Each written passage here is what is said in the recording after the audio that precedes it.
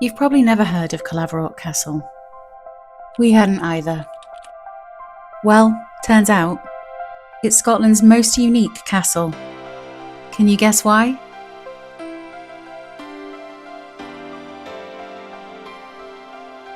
We jumped in the car to find out for ourselves.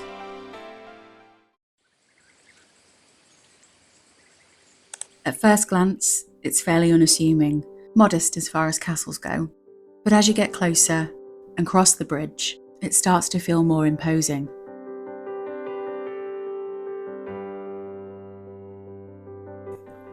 This is a lot more explorable than I thought it was going to be.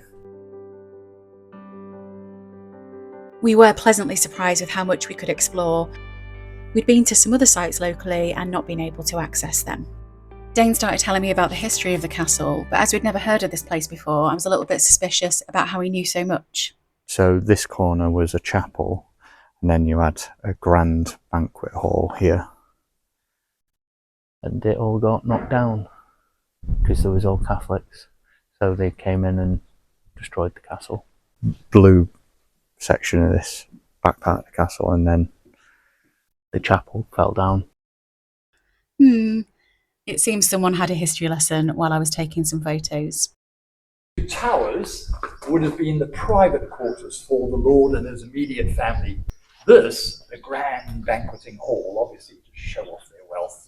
Banqueting hall up there, where that staircase leads and was blocked off, that was where the family chapel was located. And that caused the chapel to come crashing down. And then for good measure, they took the roof of the castle off as well, making sure the family would never return.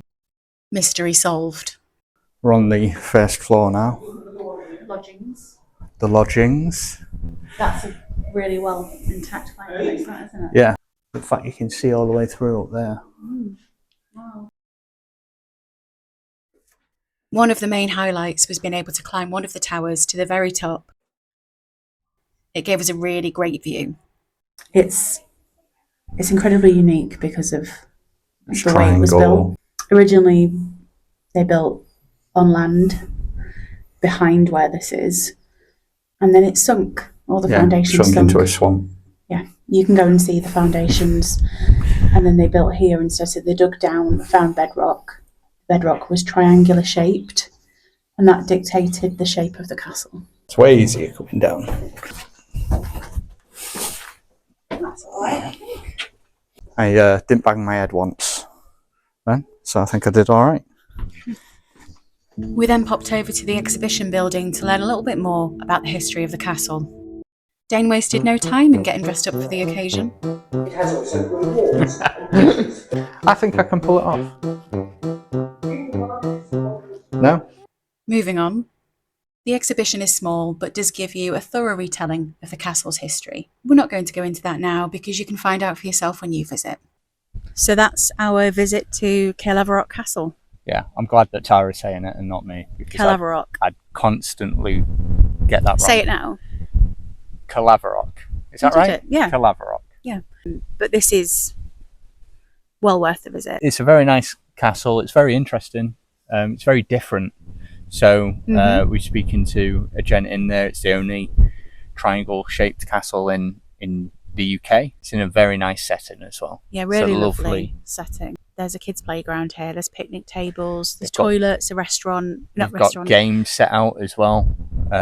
Yeah. So we've got a few different bits for families. It was £8.50? £7.50 per person. Yeah. Worth it, I think. So would we recommend a visit? In case you couldn't tell already, absolutely we would. You could explore so much more than we were expecting, and the setting really does add to the overall experience. So if you're exploring Dumfries and Galloway, we definitely put Caerlaverock on the list. We have a 4-day itinerary for the area on our channel. Please like and subscribe. There's lots more to come.